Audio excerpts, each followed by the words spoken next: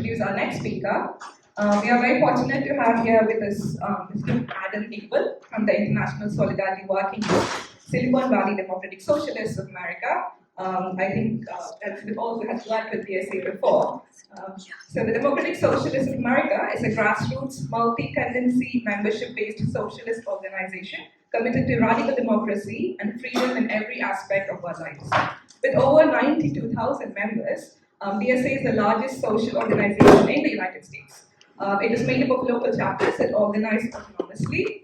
Adam comes from a chapter called the Silicon Valley DSA. We organize in an area encompassing Redwood City to all of Santa Clara County. The objective of the International Solidarity Group are to organize locally and nationally to achieve a ceasefire in Palestine, educate and mobilize new and existing members of Palestine Solidarity and the broader anti-imperialist and anti-colonialist study, and grow capacity and develop leaders for international organizing in Silicon Valley DSA amongst other chapters.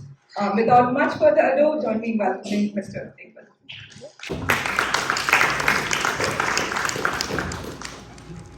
Hi, it's an honor to speak with everyone here today. Thank you for inviting me to this conference.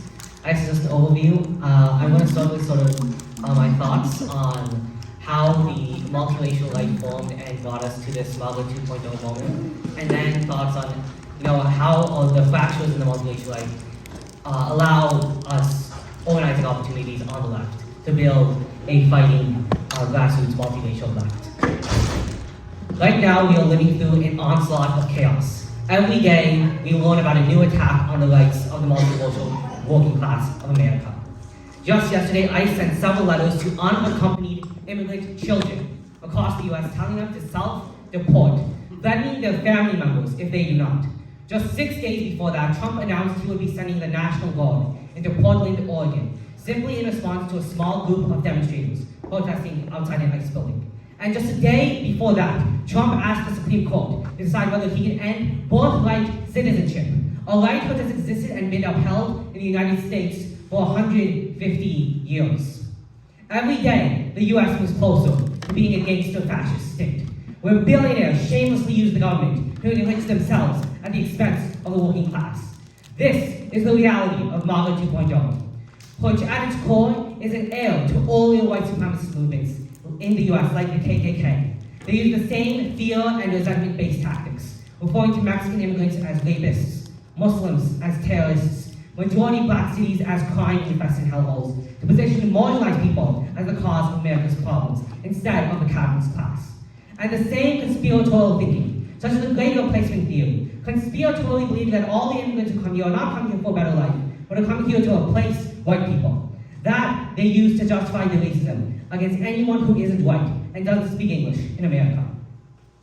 However, despite the naked racism and white supremacy on which MAGA is based, Trump won and gained power through a surprising multiracial coalition in 2024. A historic 15% of black voters for a Republican president, 46% of Hispanics, and 39% of Asian Americans voted for Trump in 2024. And key groups mobilized their constituencies of colors in order to bring Trump to power. So today, I want to talk about how I view this multiracial fascist coalition, which holds power in the US, and how we can fight back against this fascist coalition on several key issues. First, while the kind of naked and outright fascism we are now seeing may feel new, it is much like what other people have seen and experienced under US colonialism.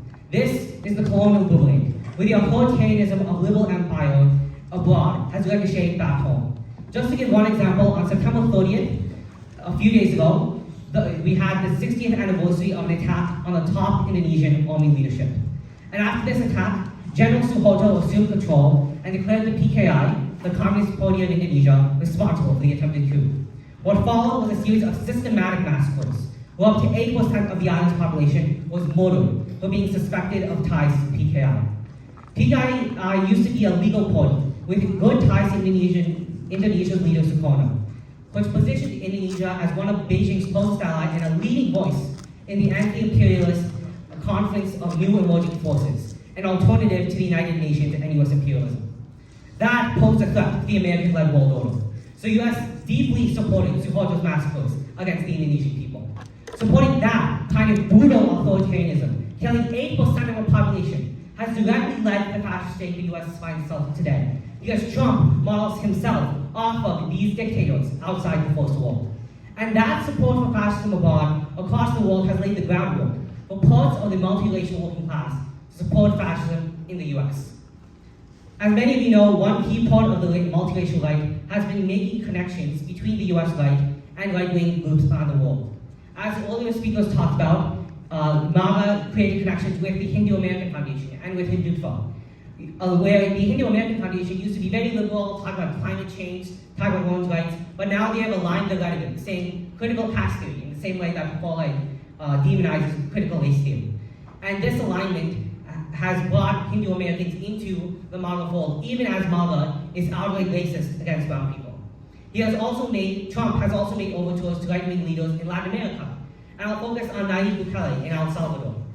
This alliance with Nayib Bukele, which many know because Trump has deported many immigrants from the United States to El Salvador, to this gangster fascist prison known as CICOT.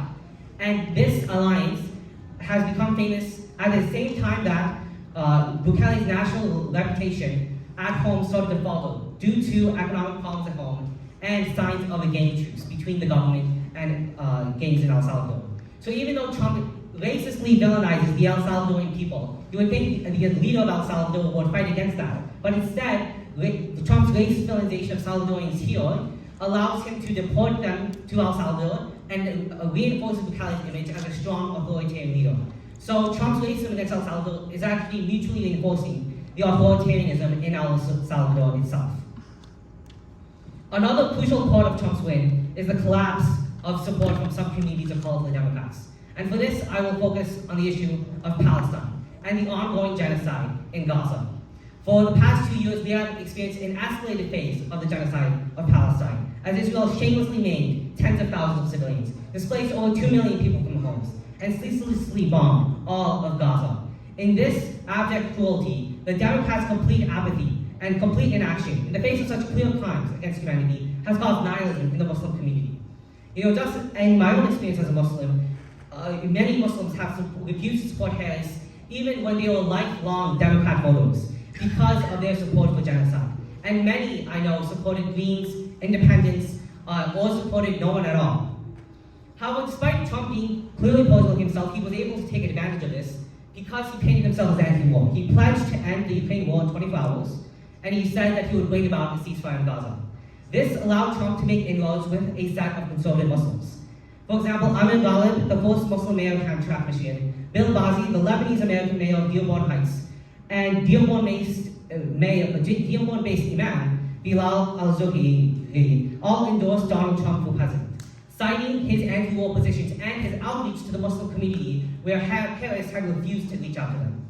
This highlights how apathy from so-called center-left Democrats can lead to a political de-alignment of working people of color, where some people of color support a right wing which targets exactly them because there is no real left-wing alternative that promotes their interests, causing political confusion. So this is how Trump's multiracial fascist coalition formed. But these alliances are short-sighted and already starting to break. The inherent nature of right-wing movements, which care mainly about one particular in-group at the expense of other out-group minorities, means that a global multiracial right-wing movement will never last. The interests of a right-wing group for one in-group will always conflict with the interests of a right-wing group for another group. And this conflict is exactly what is happening in the Trump coalition. And I'll focus specifically on ICE and immigration enforcement, because the cruelty of Trump's immigration enforcement is now undeniable. There has been a visible effect all across America, with streets being much emptier than they were before. Many immigrant communities have been afraid just to go outside and risk being picked up by ICE. People are seeing with their eyes the human cost of ICE's cruel deportations. And much of Trump's multiracial support came from his harsh immigration policy. It came from being harsh on undocumented immigrants, calling them illegal immigrants.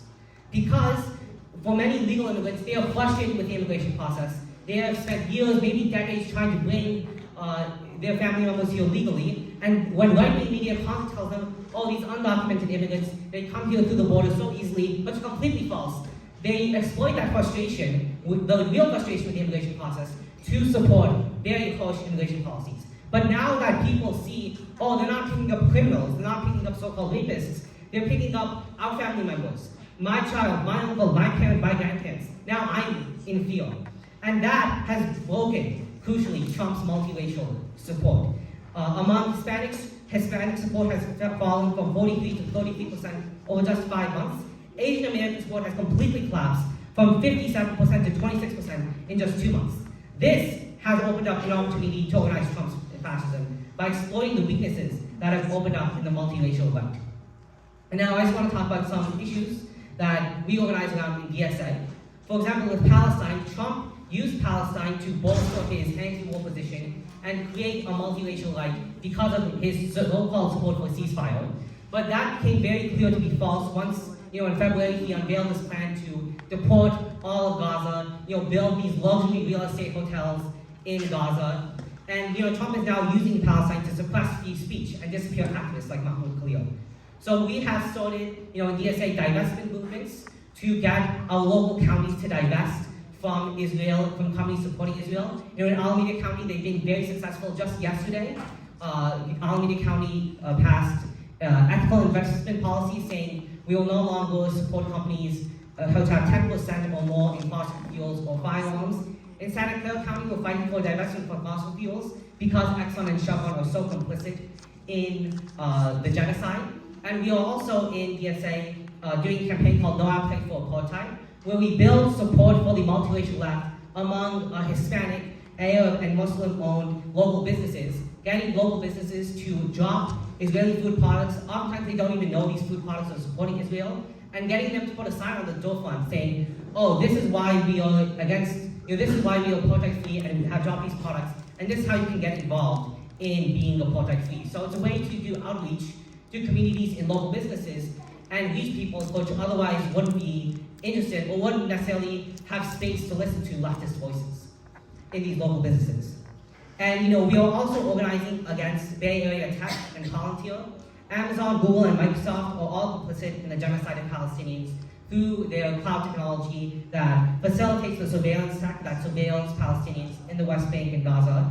And we've also been organizing against Palantir. Palantir works with the US military, ICE, and Israel, and is a big tech company that is currently fulfilling Trump's request to create a unified database on American citizens and an immigration OS, which would track immigrant movements and facilitate arrest, detention, and deportation. So in DSA, we are part of a coalition called Purge Palantir Bay Area, and we have, a lot of these protests are organized in coalition with groups for East Bay, but we are here down in the South Bay in Palo Alto, and we've been sort of the connection, the local connection to, these protests in front of Palantir's office that you may have seen, near the Palo Alto Caltrain, and really exposing Palantir's presence in Palo Alto, educating the public that these kinds of evil tech companies are right here in our local community.